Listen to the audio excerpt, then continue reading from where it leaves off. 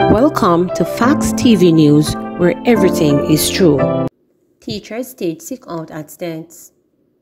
Activities for Jamaica Day have been disrupted at the St. Elizabeth Technical High School States as teachers have staged a sick out, reportedly over wage negotiations.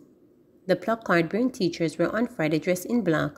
Reporters understand that the teachers have labeled it as a sit-in for better compensation packages. Principal of States Keith Wellington told reporters that the school is managing despite the sick out. "I'm not saying that we have not been affected.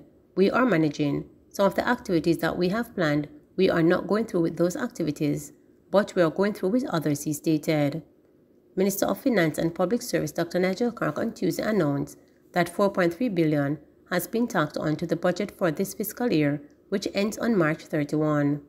Clark had previously warned that if the groups did not sign the wage agreement before the end of this fiscal year, they could face up to a year delay in getting the new rates, as the government would not be able to accommodate this in the budget for 2023-2024. The police, doctors, and teachers are some of the major groups which have refused to sign off on the new compensation package until there is an improved offer from the government. 2 men shot dead, woman injured in Malvern Avenue attack. 2 men were killed and a woman shot and injured by a gunman on Malvern Avenue in Kingston this morning.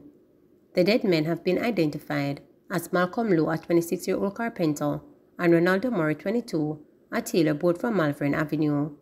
The injured woman is 30-year-old. She is also from the same community. Police said about 10:15 a.m., residents heard a barrage of gunfire. When the shooting stopped, the 3 were seen with gunshot wounds. Lowe received gunshot wounds to the abdomen and other parts of his body, while Murray was shot in the right side of his chest. All 3 were rushed to hospital where the men died and the woman was admitted. No motive has been established for the attack. Person of interest in attack on security guards, $10 million robbery in custody.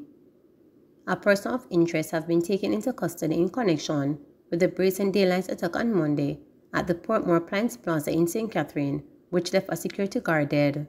The gunmen absconded with almost $10 million in cash. 2 other guards were injured during the incident. The suspect was reportedly captured on Thursday afternoon in Helsher, St. Catherine during a police operation. He was reportedly found with a firearm and ammunition. The police believe that the man has information that may be able to assist them with their investigations. Wanted man captured in St. Catherine. A man who was featured in the Jamaica Constabulary Force JCF Wanted Wednesday campaign 2 days ago has been captured by the police. Kimo Brumfield, otherwise called Dutch, and Daddy Earth was captured in St. Catherine on Thursday night. Brumfield was wanted for murder and illegal possession of a firearm. He was captured in an operation in Chambers Lane in the parish. Taxi driver shot and killed in Hanover. A 36-year-old taxi driver was shot and killed in his car on the Sandy Bay Main Road in Hanover Thursday morning. The deceased man has been identified as Adrian Grizzle, otherwise called Nissi, of a Mount Pillars address in the parish. Reports were that around 11:50 a.m., Grizzle parked his white Toyota Nissan motor car on a section of the Sandy Bay Main Road in the direction of Loosely. Shortly after, another car drove up and hit the back of his car. Grizzle reportedly exited his vehicle and went to investigate the damage when the occupants of the other vehicle reportedly opened fire. The Sandy Bay police are investigating. Family of dead St. Diego teen still in shock 2 weeks after death. Relatives of Ariana Barrett says they are still in shock 2 weeks after the 13-year-old St. Diego High School student died in hospital after collapsing on the school compound while training for Sports Day. The incident occurred on February 17, and Barnett's sister, who requested not to be named, claimed on Thursday that the family has been suffering and would like assistance with grief counseling.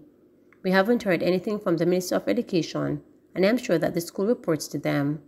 The students and teachers have been receiving grief counseling, and I am sure that the family would benefit from some of that," she told reporters. Insisting that her sister did not have any medical conditions, Barnett's elder sibling said the family is still to get a report from the school explaining what transpired on the day. Calls by reporters to the school to get comment on the matter went unanswered on Thursday. However, a representative from the Ministry of Education said the ministry has been providing grief counseling for students and staff of St. Diego and was looking to see how it could be extended to the family. To be fair to the school, the source of the mystery said the institution has tried to get in touch with the family, but with no success. A source said after Barnett's death, St. Jago circulated a note electronically to parents, guardians, and students expressing regret and sadness at her passing and described her as a vibrant and promising student. According to the sister, the teen had no medical conditions. We are just advised that she was practicing for upcoming sports day and she collapsed and died. The family is still in shock. It was such a sudden death. She remembers Barnett as a young woman who sought to walk the way of Christ.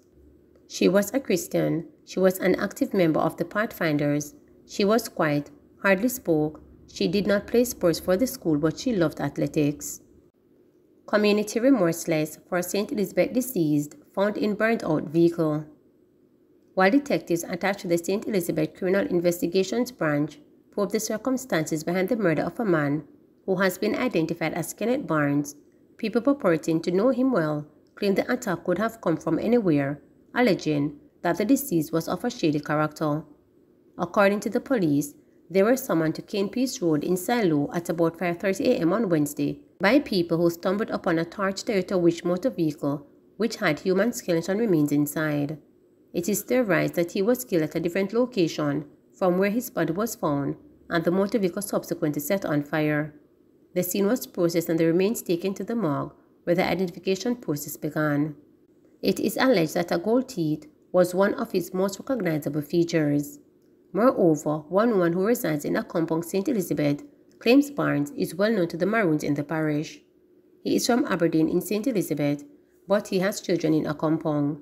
He used to live up here for years, and then him go several different countries and come back.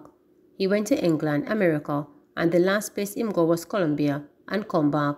He's a man will get deported more than once. Them man they live a kinda way. That doesn't make this surprise to me.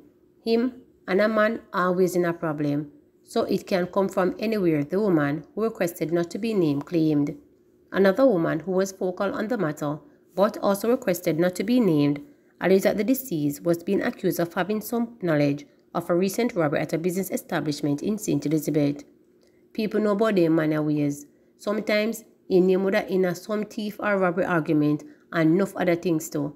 The police, however, did not reveal any information as to there being of any truth to the allegations of the possible involvement of the deceased in the flirt's activities.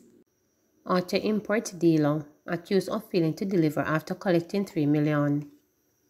The owner of an auto import company was dragged to court after allegedly receiving nearly $3 million in total from two clients to purchase vehicles, but failing to honor their agreements. Ricardo Malcolm, the owner of the SJG Auto Import, is charged with 2 counts of non-delivery of goods on contracted date and 1 count of fraudulent activity.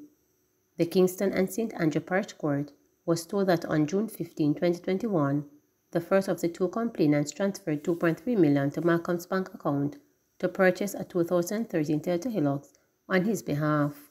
However, Malcolm did not hold up his end of the contract, and despite calling Malcolm numerous times, the complainant was left with no response. For the other matter, it was revealed that on June 13, 2022, the complainant gave Malcolm $670,000 for him to purchase a 2015 Toyota Fielder. However, the complainant did not receive the vehicle. During the proceedings, defense attorney C.J. Mitchell told senior parish judge Lauren Cole Montague that the $670,000 has since been reimbursed. However, the prosecution then requested that Malcolm's bail be revoked as he was on bail for a similar matter set for trial when he was charged for these offenses. There might be some slight truth to this, Michelle responded. After hearing this, the judge said it looked very brazen for a defendant to be before the court and charged for fraudulent conversation, and while on bail, proceed to commit other offenses that is tantamount to a mockery of the court system. I am very concerned. I am of the view that he is not fit based on what I am hearing. These are the things that make people say, but the quota papi show, she continued. To this, Mitchell said, it is not always the case. Where there is an absence of money, there is a criminal intent. The judge ultimately decided to remand Malcolm until Friday. A fingerprint order was also made for him. Please remember to subscribe, like, share,